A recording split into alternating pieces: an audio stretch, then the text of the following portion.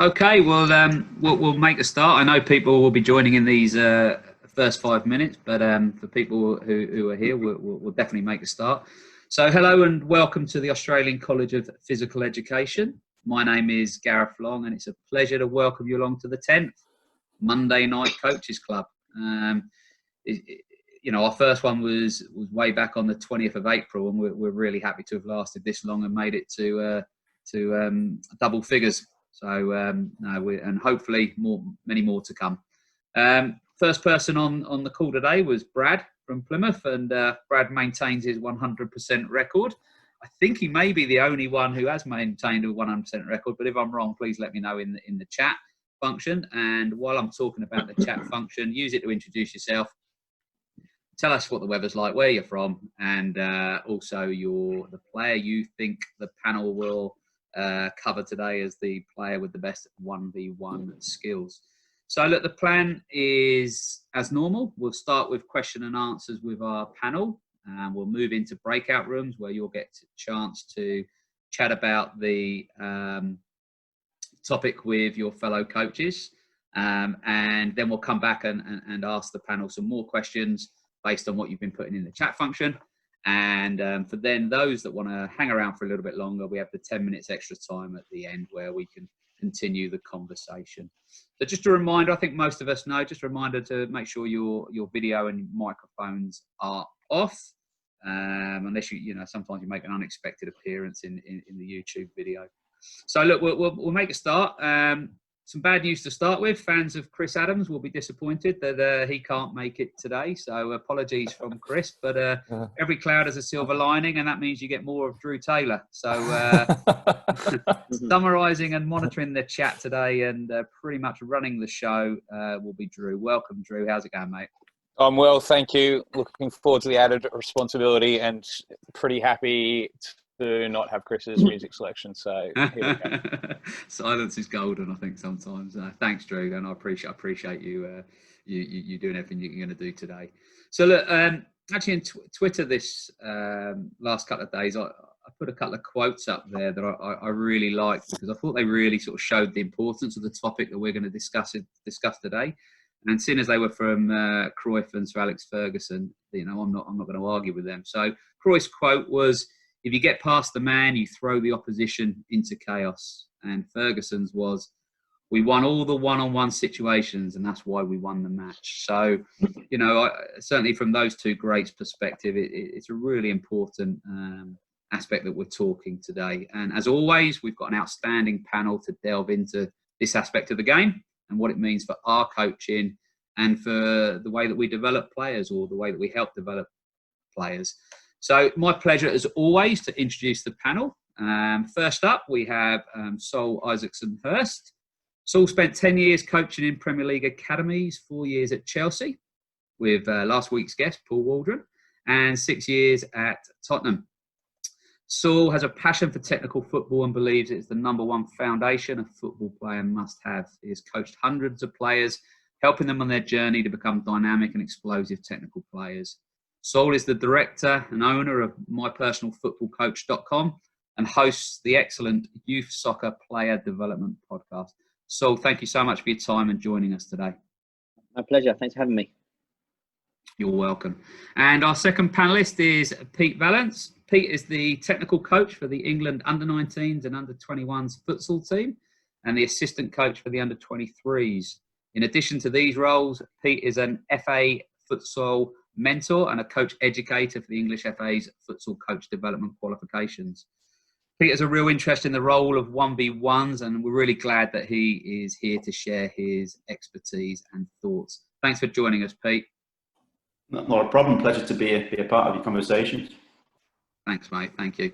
And last but definitely not least, introducing Warren. Regulars to the Monday Night Coaches Club and pretty much any coach in New South Wales will know Warren. An experienced technical director, coach and advanced coach educator, Warren has worked in the UK, US and Australia supporting players and coaches. Warren is also the host of the second best podcast on the webinar today. Welcome back, Warren. Thanks, mate. Appreciate it. Okay. All right. Well, look, we'll get started. And Saul, I'm going to start with you. And it's Yeah. It's a nice sort of question to really open up what we're going to be looking at today. So a nice general question. So what does 1v1 skills mean to you? That's the first part of the question. And the second is, what is that relationship between 1v1 and ball mastery? So 1v1 ability for me is the ability to get on the ball and stay on the ball under pressure. If I was going to break it down into a simplistic form, for me, it's really is the key fundamental building blocks of the game. And the way you're looking at the game, we can look at it several, lots of different 1v1 scenarios on the pitch. In terms of like youth player development, it's something that I'm really passionate about, and I believe it is really at the core of developing top players.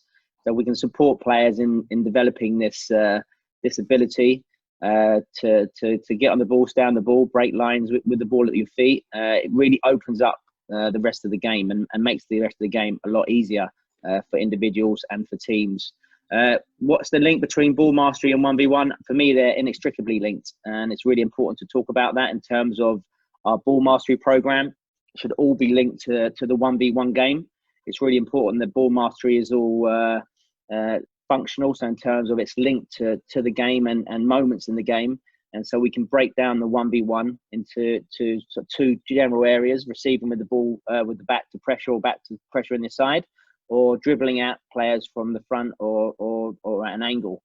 So really all those, the ball mastery really supports players into those scenarios. And it's really key as well. The more experience I become and the more I reflect on the work I've been doing for nearly 20 years with players, whether I'm working with Premier League players or grassroots players, it's really supporting players' movement on the ball. And especially when we work with young academy players, helping them develop the body for the modern game.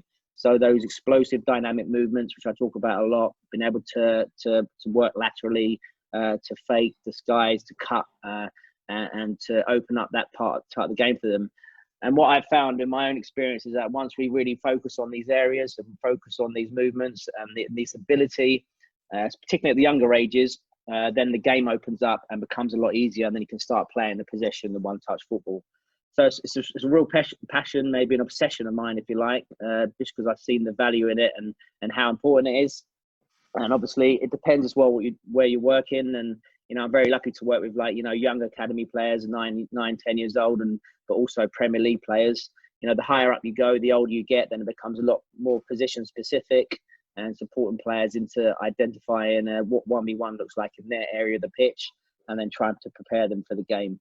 But yeah, to swing back, I mean, it's really important to link your ball mastery to your 1v1, because it's important players have an idea of what we're doing, but also we're always working towards the game. So that's another bit of maybe a misunderstanding about this type of work, because when we're working in isolation away from football, we're still linking it to the game. The player still needs to have an understanding what and why they're doing it and how that's going to affect their in-game performance, which obviously is key at the end of the day. Thank you, Saul. I think that's a really good introduction into what we're going to explore in more detail. But I think it's really good for us to be clear what 1v1 skills are and that relationship between ball mastery and those. So thank you very much.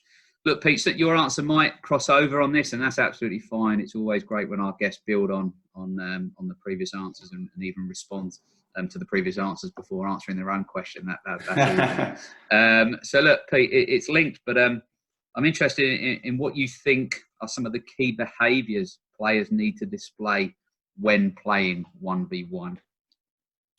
Yeah, I think it's interesting because I think if you think about 1v1, I guess it conjures up all sorts of perhaps glitz and glamour in terms of 1v1 on the wing and rainbow flicks and tricks and flip flaps and things like that past players, and I think that's all a massive part of 1v1 if we think about an attacking point of view.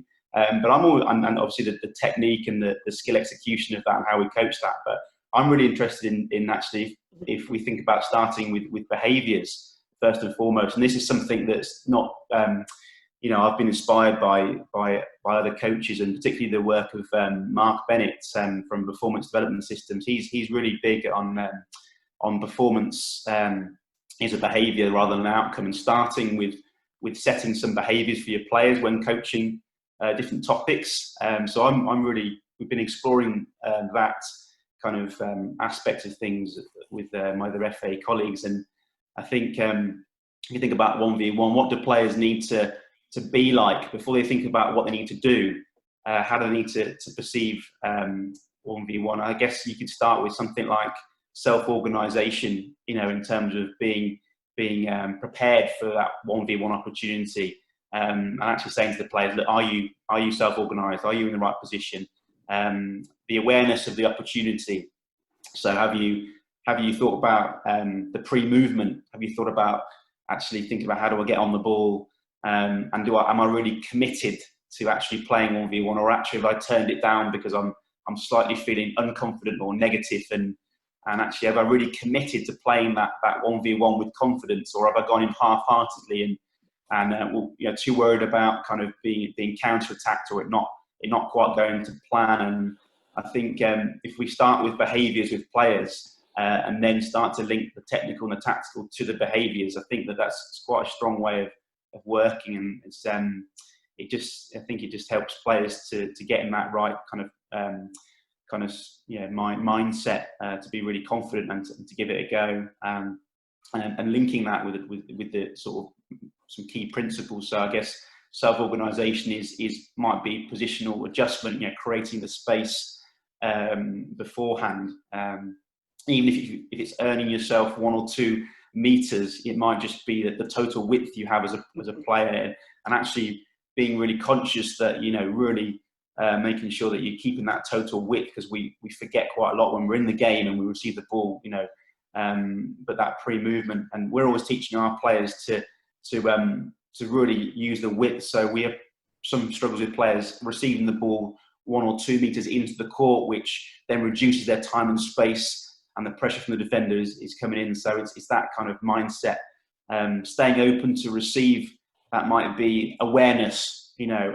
So that's really important. And obviously the commit to the actions is the kind of execution. So yeah, really interested in sort of looking at behaviours of players and almost co-creating those behaviours with the players before the session. So guys, what do we need to be like when we're playing 1v1 before we think about what we're going to do? Right, let's go and live those behaviours on the court first.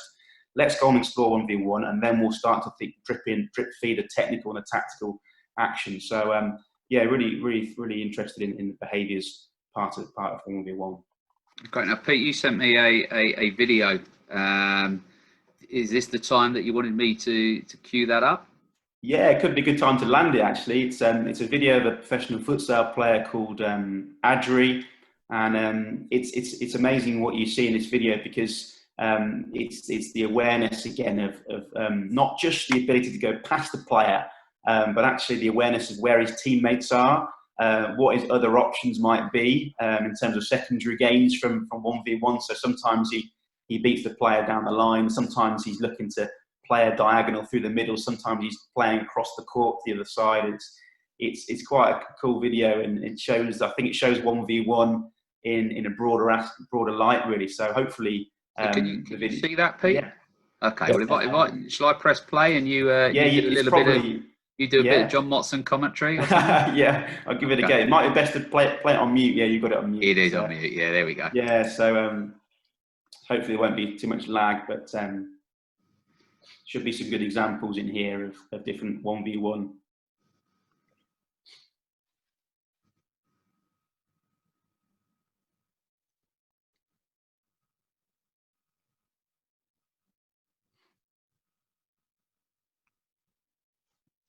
So again, just he's controlling that space on the court,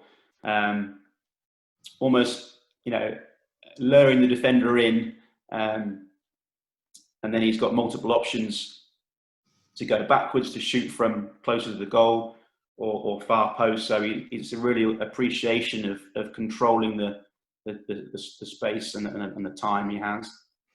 It's a bit of a lag there.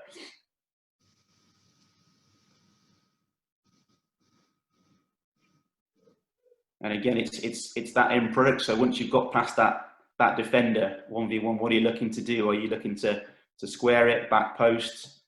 What is the end product of a 1v1?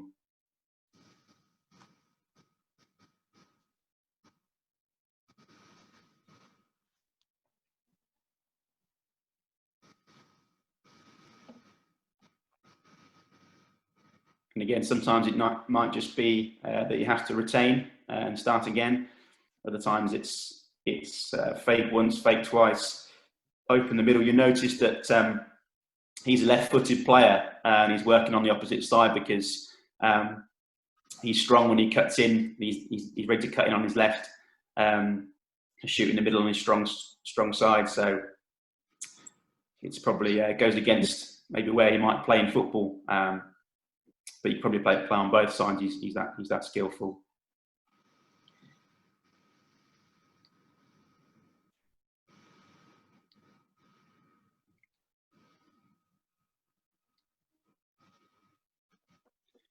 And again, in futsal, 1v1s are happening all over the court, not just on the wing, but as a backman under pressure, as a pivot, as a furthest player at the court, looking to play with your back to goal, pinning your man, trying to roll your man, trying to score, constantly trying to create overloads. So yeah, he's a bit of a magician, this guy, but just shows you hopefully different ways of playing 1v1, and just that kind of almost that delay sometimes, and actually taking your time and actually just waiting for the defender to commit, but also the awareness around you. I think the other players around him are probably quite aware that he's a strong 1v1 player, so it's actually what are they doing to be able to help him to play 1v1, because if they cut across, they're killing his space, so they're staying out of it to allow him to play 1v1. So it's the awareness and the coaching of the other players around the player that plays 1v1 that really interests me as well. So hopefully that was interesting. Yeah, I'll pop the link in the chat box as well, just in case anyone coaches want to see it another time. And so I hope that's brilliant. Thanks, Pete. Appreciate that. And just on that note, with the chat room, with Drew listening so intently, summarising. By all means, own that chat function, and ask questions to each other, answer each other's questions. So we can really generate that discussion as we're listening. Respond to what Saul, Pete, and Warren are saying. Warren, so I suppose the question for you, and I know we've got hopefully another video ready to go, but what current players do you think are exceptional role models to young players regarding their 1v1 skills? And if anyone matches your answer in the chat room, then they get a bonus point, Drew. Yes, what an incredibly difficult question that is, because I think there are so many. And again, if I look back, and Saul mentioned about reflection, and when I first started out coaching, if he was to talk to me about 1v1s, I would very much be saying about a winger looking to get in or cutting behind in the space, get the cross into the box, or your classic number 9 and Alan Shearer being able to pin and protect and then bring players into the game, back to goal, etc. But for me now, through my years and experiences that I've had, is I think the only time you won't see a 1v1 situation will be at kickoff. And therefore, when we talk about 1v1s, they're all over the park. And then when we talk about role models and we talk about the best of the best, there's a whole raft of names you could actually go through. But for me, the ones that really stick out at the moment would be Virgil van Dijk with Liverpool. I think he's an incredible athlete in being able to read the game, to be able to put pressure, apply pressure, and win his personal battles, whether they actually be in the air or on the floor. Not only is he able to win his defensive battles against his opponent, but he's also able to be comfortable on the ball and knows when to engage. So when he's on the ball, to step in, to try and create an overload if they're in structured build-up, breaking lines to get into control possession, and commit players. So just like Pete said before, being able to commit the player, knowing when to commit the player, and then deciding where to move the ball onto in that instance. And then if you go to the other end of the park, and again, I could go on all night with different players, but at the other end of the park, I'd have to say Raheem Sterling, coming from wide positions, being able to commit players, go at players with pace. The modern game now it's so athletic. The intensity, the speed, the endurance the players are able to get up to with the ball at their feet, but also without the ball.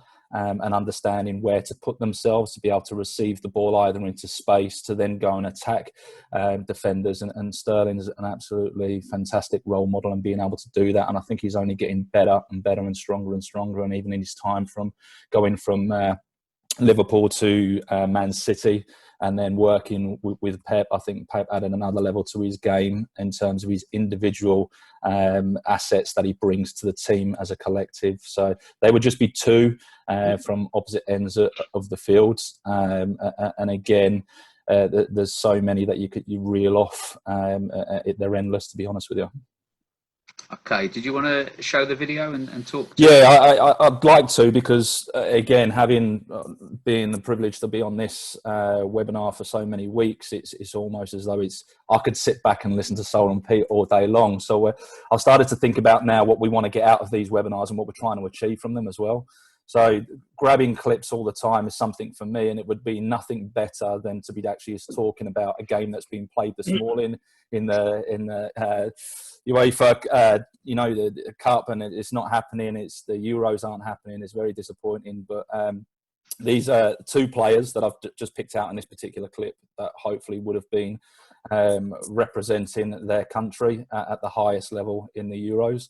And again, I've talked to one of them, but the other one that's young and up and coming, Wan-Bissaka, who's now from Crystal Palace, gone to Manchester United. And this is actually Manchester United against Man City. And just before you play it, what I will say is that I talked about the only time you'll really find no 1v1s is at kickoff.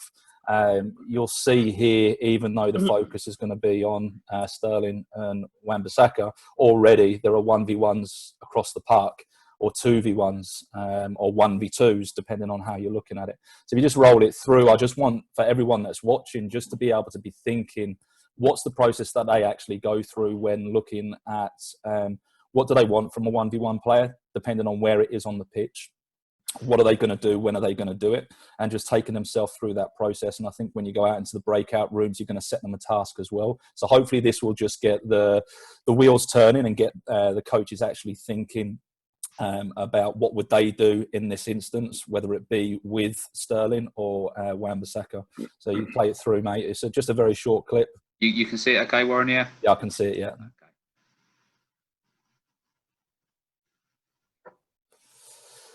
So looking to go into wide areas, but Wan-Bissaka being able to put himself in a position where he can delay. There is a bit of a lag on this as well, obviously. But how low he's able to get to, he'll get touch type. He'll never get too close where he commits the foul. Understanding where he's going. He can't even see Sterling in this instance, but he already knows because he's had the look over the shoulder beforehand. Able to run alongside him. He hasn't stopped. So as soon as he stops, that's going to make it easier for Sterling to get in behind. Arriving on touch.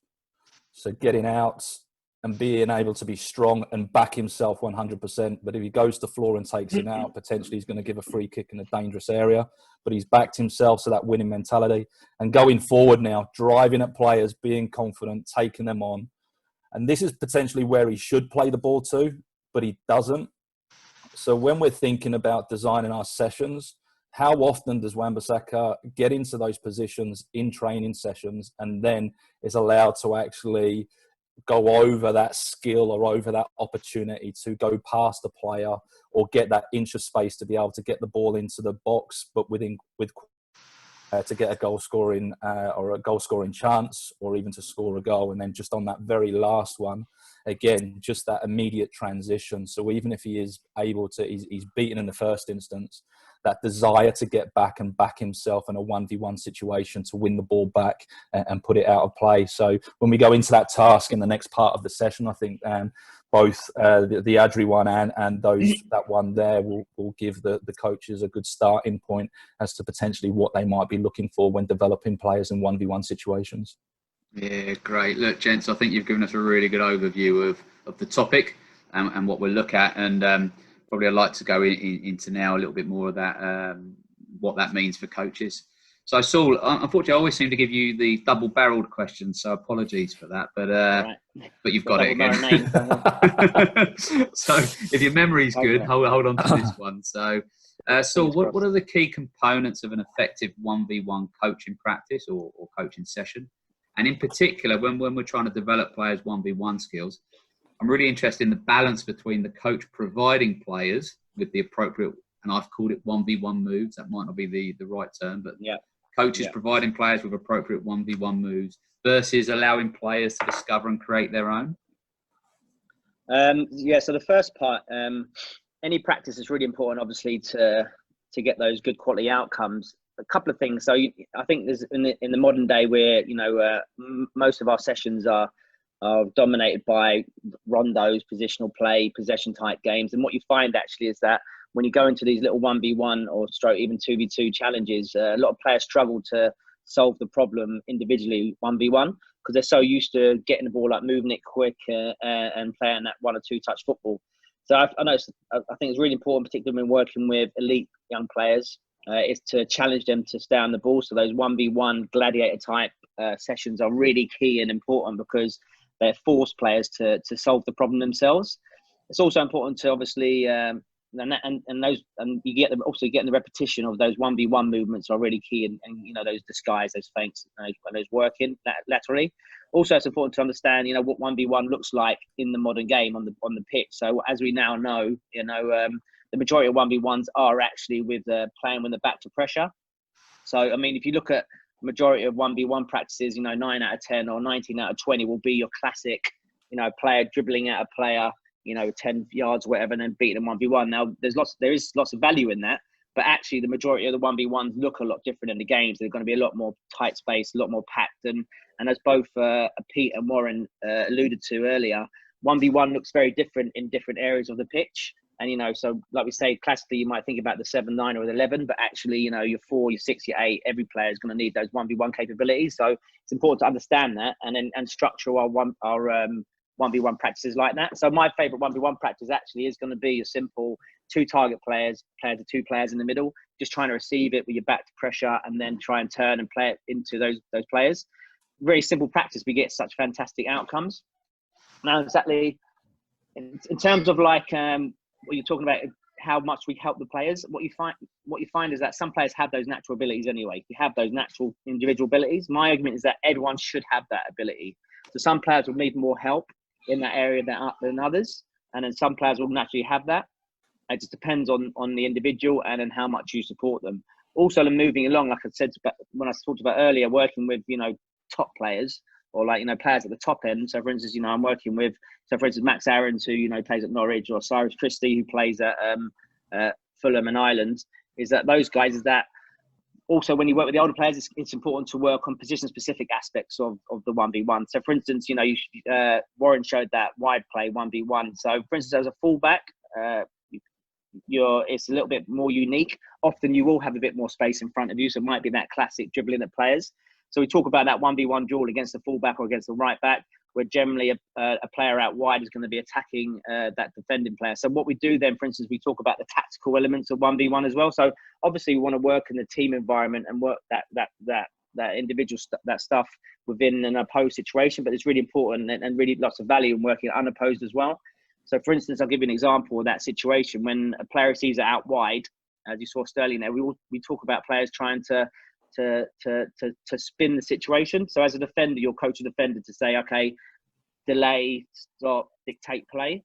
So when I'm working with these players, whether they're fullbacks or attackers, we talk about trying to spin that round and trying to say, no, you've got to try and dictate play. So you've got to try and spin that on its head. So what that means is trying to drive directly inside the pitch with your first touch to try and affect the movement of the fullback, to try and get his balanced movement.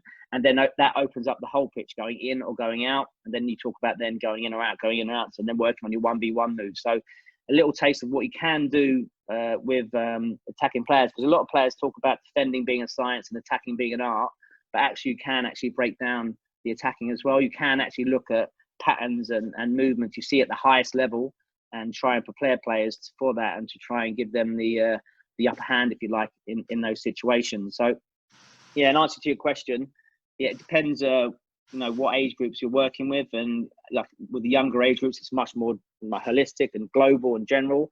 And with the older ones, it's really important to really break down position-specific 1v1 and what it looks like around the pitch.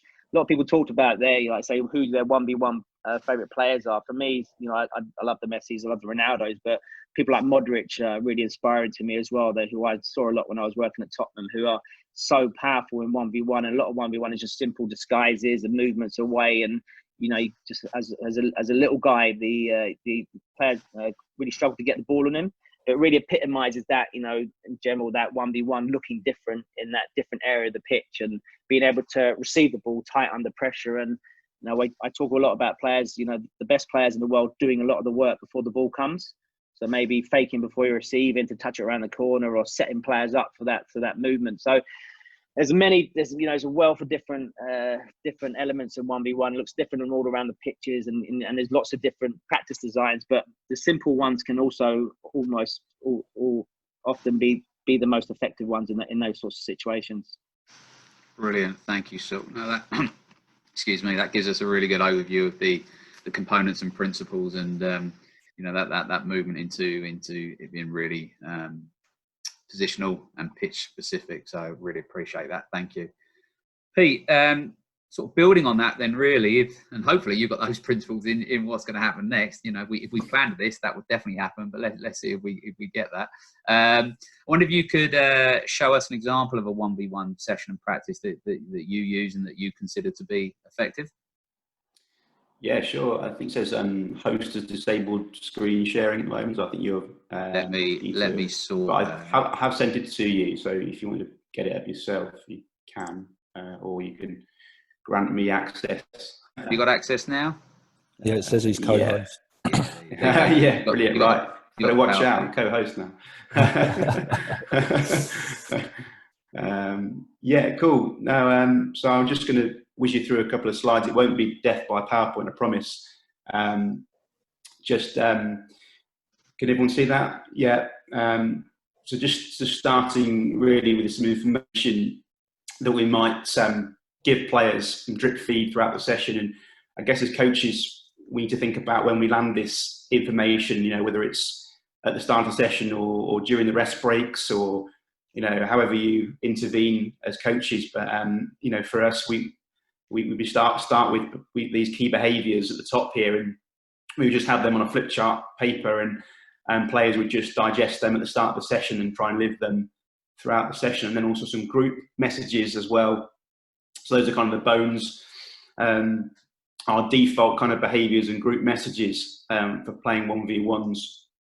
And then we start to think about the information we give to the individuals, because it's going to look different for different individuals on the court. And as Saul alluded to earlier as well, that 1v1 means something different to each player in different situations, and whether it's playing back to goal or fronting up 1v1 on the wing, or as a target player or whatever. But yeah, this is just some information that we gathered for players in terms of what their key messages might be as an individual playing 1v1 in their given position.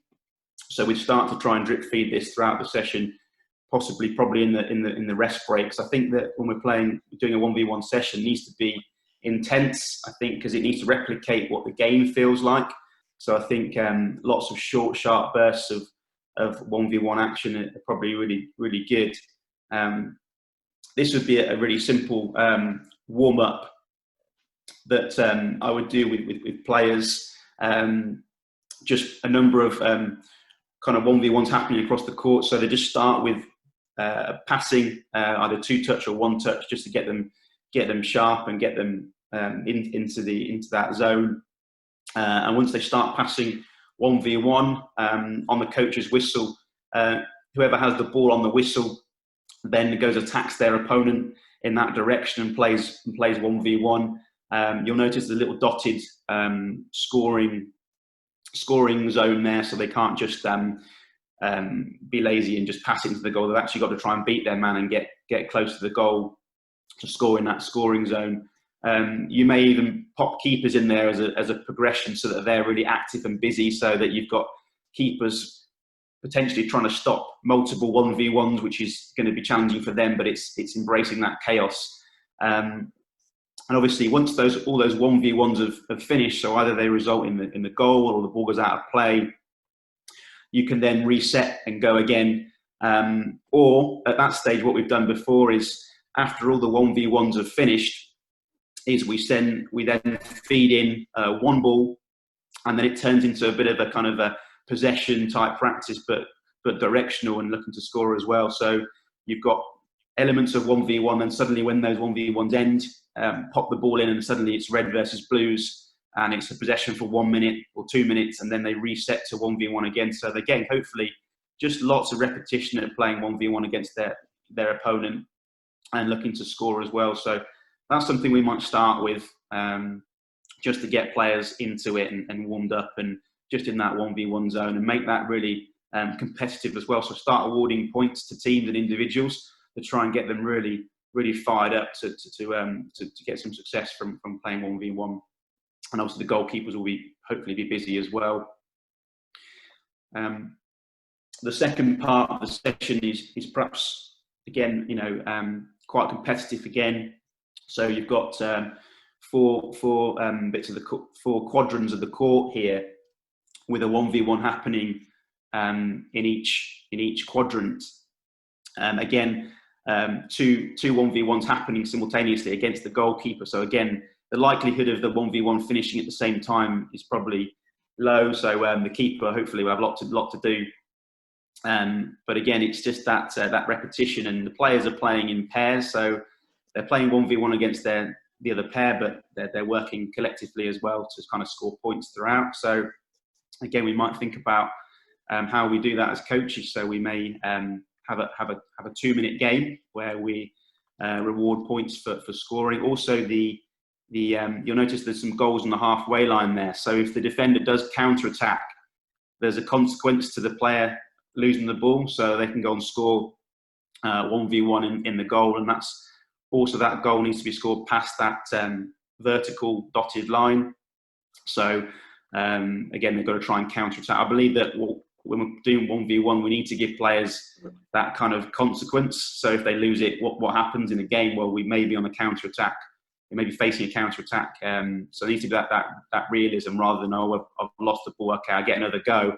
But actually, I'll get punished for that. So I need to make sure that I'm trying to be successful here through trial and error. So that's quite a good one I've done with players before. Lots of repetition, lots of chances to score as well in the goal, and obviously the counter attack element as well. I guess as coaches, we start thinking about how we coach that. So it may be that we go into coach individuals, or actually we get information to the resting players on the side. So you've got a resting pair that are feeders, so they'll feed the ball into the 1v1 player every time the ball goes out of play, so a new one will be fed in. So again, there's a chance there for players to rest as well, so really make it intense, 2-minute games. And as a progression to that, you may go into, I know we're looking at 1v1, but if you want to progress that, you have a 1v1 for 2 minutes and then a closed 2v2. So you can pass to your opponent across the line, but you can't go over the horizontal line. So then again, we've got an opportunity to play 1v1, but within a collective pair. And then finally, an open 2v2, so we can look to cut across the court, to take players with us, to open up space for our teammates. So then you're thinking about, well, how do I create space for my teammate to play 1v1 in dangerous areas of the court? So it may be a simple run across the defender to take your defender with you, which opens up a slight gap for a space for your mate to play 1v1. So that's been really good in the past. It's worked really well, really intense, competitive, and lots of repetition, I hope. And then finally, we go into a game and just kind of using constraints really, and just sectioning the court into kind of triangles really.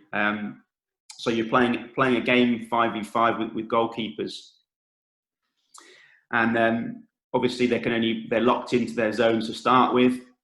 So you've got a 1v1 happening in every zone of the court. So hopefully the wingers will be engaged and looking to play 1v1, and they'll be looking for that end product into the back post, into the pivot. It may be as a back man, they're trying to dribble out of pressure, trying to maintain the ball, pass out of pressure. And then you've got the furthest player at the front here, the pivot. Again, he might find himself in 1v1 situations within his area of the court and may come in short, may look to get behind the defender. So hopefully this, by just setting up these restrictions in terms of where they can operate, will hopefully bring about natural 1v1 situations. And then you can start to progress the session with, okay, well, I'm going as a back player, I'm going to pass into the winger. Now I can operate in the triangle right and left of me to create a bit of an overload 2v1, and also the wingers could operate in the attacking triangle nearest the opposition's goal to help and support the pivot player. So you start to unlock people as the session progresses. Sort of fruit and consequences of 1v1s, whether that's to lure defenders in to then pass to your mate that's on the overlap, or whether it's simply to play 1v1 in your area, either back to goal or on the wing. So just by simply drawing a line across the court, I think as coaches, we can start to challenge players and just create an environment where the whole focus is 1v1 in their given area, and then start to unlock players. So I hope that's interesting for people. Yeah, that's great, Pete. Look, it's great to see, you know, how you do it in your sessions, and also I really like your point about the responsibility of the people not involved in the 1v1 to actually help and support the 1v1. So that's great. Okay, do I stop you sharing? Or no, I think I need to do that. So I'm trying to come out of that. It's the first panelist we've allowed to take control here, Pete. Dangerous game. Yeah. Right. Okay, we're back. Yeah, thanks, Pete. Really appreciate that. And Warren, I can't remember it's Saul or Pete earlier, but they sort of said about, you know, the behaviours or giving the confidence for people to, you know, to actually take on the 1v1 or to deny the 1v1. So, in your opinion, how do we increase the confidence as coaches? How do we increase the confidence of individual players, particularly, I suppose, in possession, but by all means, talk about out of possession if you want to as well.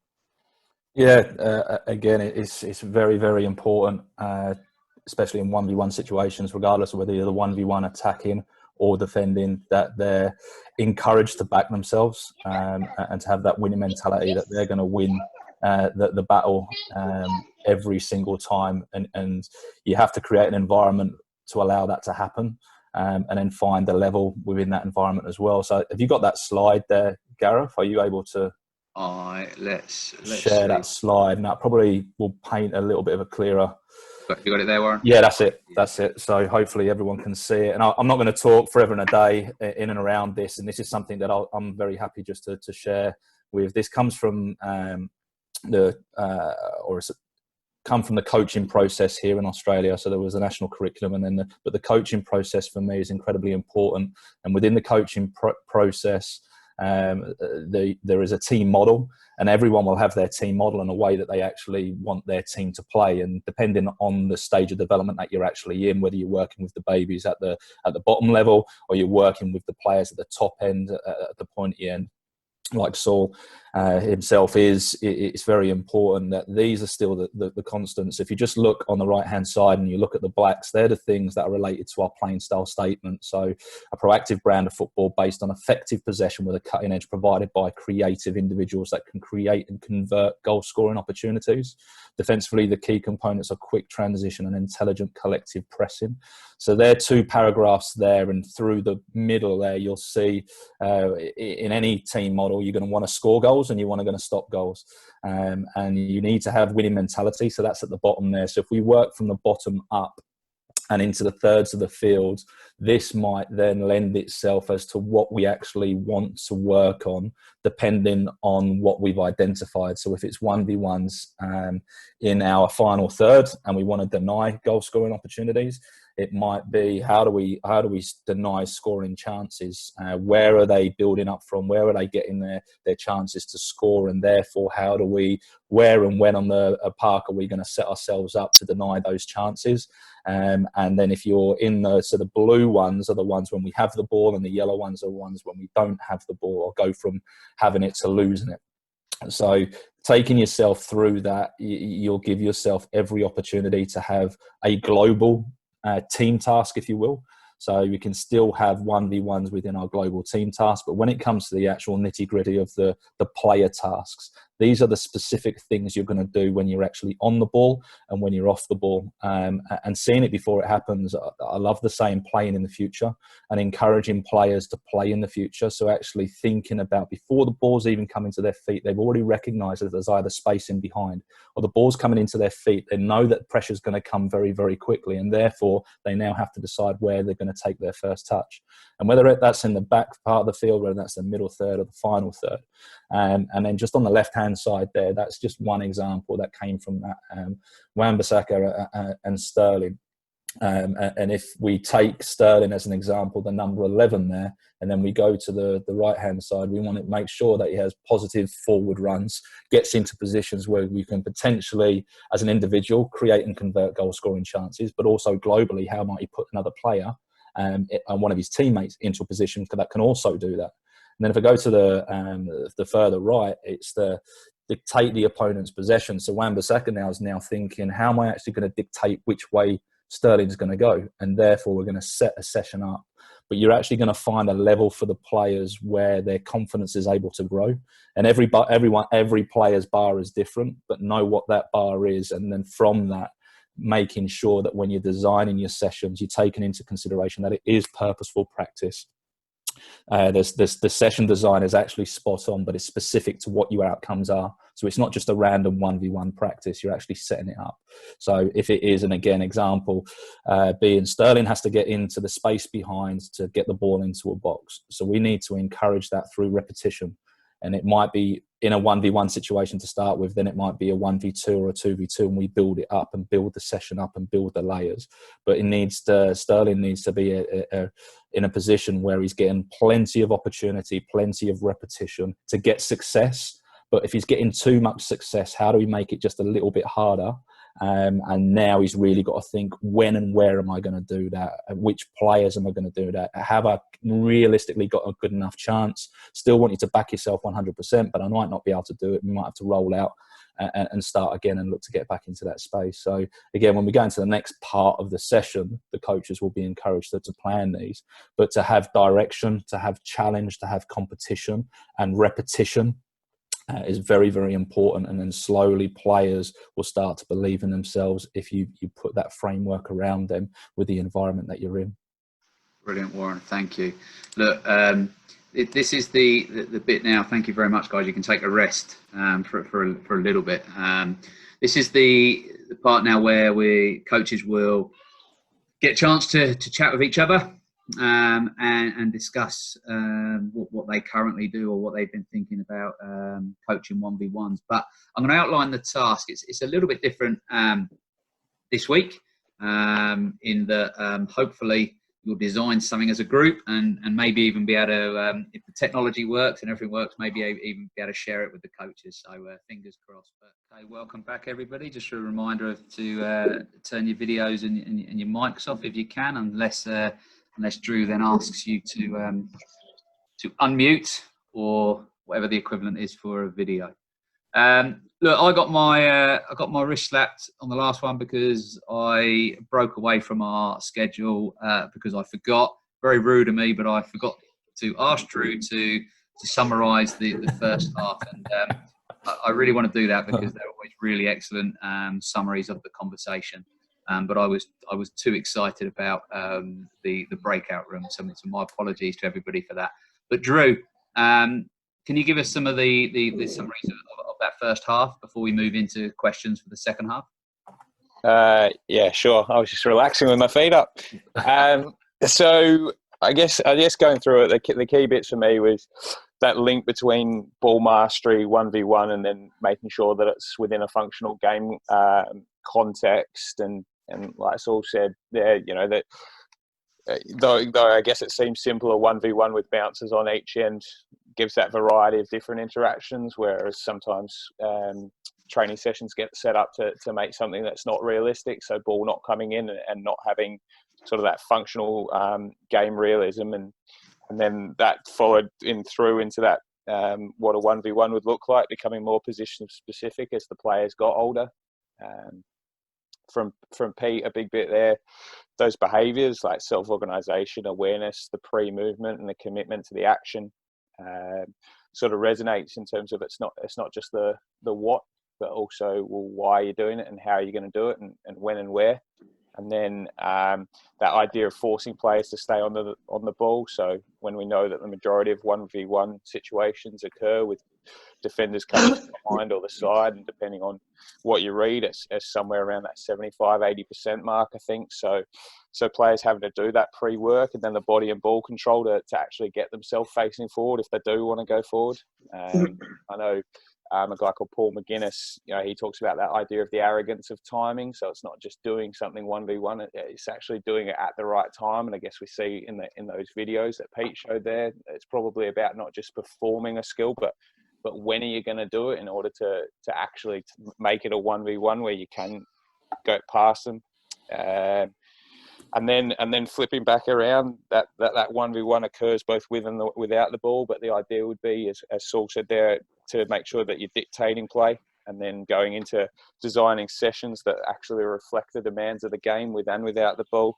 That idea that there should be a transition moment, so that if you do lose the ball 1v1, you're going to have to respond to that. And I would say likewise, if you win the ball as the defender, well, what's the next action? Because just winning it and then launching it into a stand's probably the reason I'm no longer a player. But you might be able to come up with something better than that. And then I guess the final bit would be that idea of the coach behaviour and setting players the appropriate stretch and support in order to have a training session that allows them to have some success, but not so much success that when they get out there on the weekend, they can't actually achieve anything. So finding that balance, and that balance is going to be different for every player. So a level of planning is going to have to go into your session to see what success looks like for each and every individual within it, both with and without the ball. Brilliant. Thanks, Drew. I do like the idea of designing a session with you in mind and you winning the ball and then asking you to put it into row Z. I do like. That'd be unbelievable. I do like that idea. Dealing with individuals. Look, guys, if I'd really like to get to the questions that you put in the chat, and I'm conscious of time, and I'm worried about us missing out on that. So we'll go to that. But if you had taken a screenshot or you saved your 1v1 session in Whiteboard, then if you've got the IT skills to pop that in the chat, I know that people will really appreciate that. So if you're able to do that, some people were discussing and didn't get to that, absolutely fine. But if you did design something with one of those 3 images in mind, maybe just say which image it was and pop that in the chat if you're able to do that. That's great. But I'm going to hand back now to Drew and over to questions from our coaches. Drew. Yeah, so I might go with the first one, go to you, Saul. So somebody put in there, so do players need tricks to be effective at 1v1? And if so, what ones would be most useful? Yeah, so basically, I think firstly, then you got to sort of change the discourse. So rather than talking about tricks, you're talking about skills. So I think that's sort of the problem. Sometimes, people talk about 1v1 capabilities, some sort of, magical thing that's just inherent, some sort of magical trick ability, when actually they're just functional skills. So just like being able to drill the ball 20 yards or shooting, it's about understanding, they're just practical skills. So to answer your question, yeah, so they, and like I said, 1v1 can look very different around the pitch. So yeah, if I'm dribbling as a 7, I'm dribbling at a player, like a scissors sort of step over, probably one of the most functional moves used in that situation. But like I said, like if you look at a central midfielder, probably the most used 1v1 technique is an outside cut, simple outside cut, just somewhere to break pressure and to keep the ball safe side. So that's why when we teach players, we support players into learning lots of different 1v1 movements. For me, there's 8 core skills, 8 core 1v1 skills, which are the foundation movements, which pretty much cover the global aspects of the 1v1. And then obviously then players, once you've learnt those, then players go and then they can adapt them and put their own spin on them. But the basic movements are your cuts, your Cruyffs, your Maradona, your scissors, those types of movements, which help create those basic disguises, those feints, those be able to cut and turn with the ball. But yeah, and answer your question, it's about, supporting players to master the ball, master those different elements. And then it's really important as well to understand that you can't tell a player, so look, I want you to use this skill in that situation. What I can do, I can introduce lots of different skills, lots of different movements, and then the player will then choose which one really effectively is best chosen for their selection, basically. So it's a bit of combination of those things, I think. Yeah, brilliant. Pete, if we flick onto you, there was somebody that asked a question around sort of what pre-movement is, and then potentially when you answer that, maybe also it might also help to, well, how do you actually help players to get better at pre-movement? Yeah, interesting question. I think in terms of, we talk a lot about pre-movement. I guess in a way, there's lots of terminology that's kind of bandied about, and I think it's really just the preparation part of 1v1. So before players actually receive the ball, what does the pre-movement look like? So I guess in a futsal context, or even football to some extent, players may bomb on and run past the defender's shoulder line to move the defender back just 1 meter. Then they may check back to receive the ball, and that has probably given them just an extra meter of space to be able to front up and actually face the defender and play 1v1. We talk a lot about that in futsal, fronting up. So again, just the awareness and the scanning of being able to appreciate the time and space that you've got. But on a futsal court, it's a small court, so you've got to work harder to generate the space to play 1v1. So players with their pre-movement needs to be exceptional in order to be able to get on the ball and change defensive lines, to actually move defenders backwards to then come back and then play in that space that you've created. I guess other ways of saying it would be, in football, go to show is one of the, I remember the catchphrases. I remember a football tutor of mine used to say, go and then come back and show.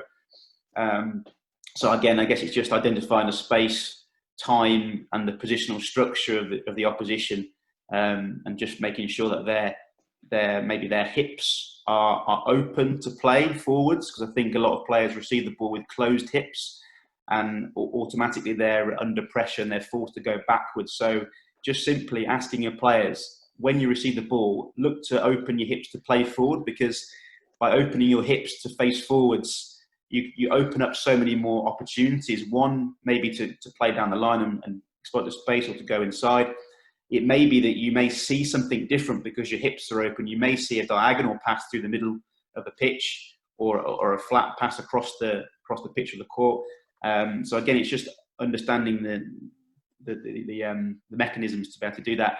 We start with a game of often netball, because obviously netball you can't move when you have the ball, so you need to work harder to receive the ball beforehand. So that might be a great game, just a simple game of that, to help players get away from their opponents, and then they're focusing more on the movement side of things rather than just controlling the ball in that aspect, because the ball is in the hands to start with. So we do a lot of that kind of stuff, and it might just be a game of simple tag, or some kind of end zone game where players have got to avoid their opponent and just get away from people, because that's constantly what's happening in the game. Is you're constantly trying to shift the defensive line, either 1v1 or other players on the court. So hope that helps.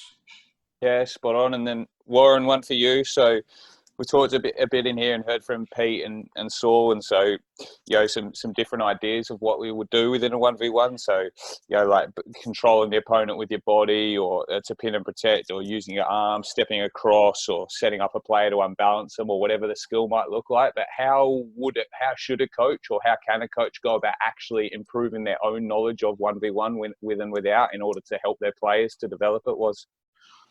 Yeah, again, there's a couple of things there. When you look at 1v1s and you look at individuals, and like I say, I love the fact that Saul said it's not tricks, they're skills, and it is the skills that can potentially be the game changer or the match winner from an individual in a 1v1 situation. And depending on the stage of development that you're actually working in as well, will vastly grow your understanding of 1v1s. If you're looking at the top end, and we've already talked about it in this discussion about role models at the very top end, whether we're with the ball or without the ball, who are the best in 1v1 situations.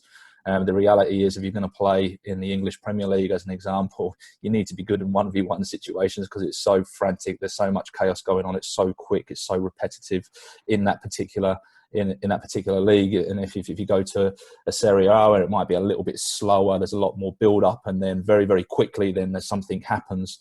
But one thing I did when I worked with an under-17s team down in Canberra, and we took them to an institute challenge even at under-17s level, is don't be afraid to challenge the players in a way by, we just went full press. So basically, out of possession of the ball, get as tight, as high as you can on them, go on 1v1. And then we agreed with the opposition to do exactly the same thing because it was a national identification camp. So it just created 1v1s all over the park. And then what we did as a side note is we actually challenged the coaches off to the side to actually come up with, every single player is now in a 1v1, potentially, other than the goalkeepers. So now how, or what are the things they're going to need to develop themselves as players in that situation where they are on the pitch. So where and when, who and when's going to do that, and then coming up with just a whole list of things. And we talk about the cut, depending where they are, talking about the Cruyff, talking about the scissors, etc. They just come up with a whole raft of things, and there was no right or wrong way. But eventually, players will start to figure out what's good for them and what works for them in certain situations, and just keep watching as many different types. Again, the great thing with this is that we've got futsal and football. And then the spaces that's still a round ball, and you still got to stop the ball going in one net and put the ball in the back of the other net. But the spaces are very different, the quick movements, etc. But just being opened up to actually watching as much top level football, and then bringing it back down. It doesn't matter whether you're working in an under 10s or an under 11s. How are you actually going to develop the core skills of those players, both in not necessarily an isolated situation, but in a holistic manner where there's lots of repetition and opportunity to do that, and keep testing things and working with it, and slowly building on your own football knowledge, if you will. And if you've got an understanding of how you actually see the game being played, that will also aid in your own professional development of developing 1v1s. Brilliant. Thank you, guys. Gareth, back to you. Thank you, Drew. Right, okay, we're coming to the end of our normal time, but I did mention the extra time in a second. So before I thank Saul, Pete, and Warren, just to alert you to what's happening next week. So same time, same place. Well, probably same place. And we've got an Inside the Academy session with 3 academy managers / directors from the UK, from Australia, and from New Zealand. So a real international flavour. And we're going to be looking at creating a vision for player development. So really understanding their learnings of how they create that club philosophy, that club DNA, coaching program, to develop players. So I think that will be a really, really interesting one again next week. So I will send out details on how to register for that very soon. And then the following week, we're looking at players' perceptions of coaching. So we'll get it from the voice of the players about what they want from coaching. So Saul and Pete, thank you very much for your time. Really enjoyed this topic. It's been a real eye-opener for me. Thanks very much. Appreciate it. Cheers.